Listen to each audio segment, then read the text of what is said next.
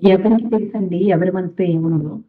పైకి అందరూ నవ్వుతూ, అందరూ ప్రేమగా, మంచిగా మాట్లాడతారు కదా! ఎవరి మనసులో ఏముందో తెలుసుకోవాలంటే, మనం ఏమన్నా మొన్నేదో సినిమా చూసాం మనం.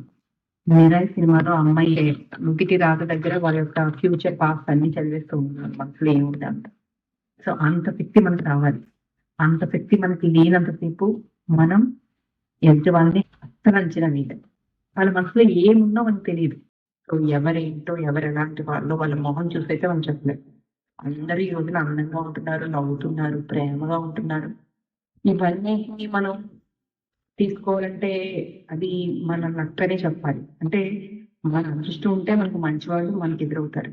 మన దురదృష్టం అనుకోండి, మన ఫేట్ బాలేదనుకోండి, మనల్ని మోసం చేసేవాళ్ళు మన చెడ్డవాళ్ళు మన లైఫ్‌లోకి వస్తారు. మనం మోసపోతాము, మనం నష్టపోతాము. ఒక గుణపాఠం అవుతుంది. కొంతమందికి గుణపాఠం అవుతుంది. కొంతమందికి ఏమో ఆ లైఫ్ అండ్ డెత్‌లోకెళ్ళిపోతారు వాళ్ళు.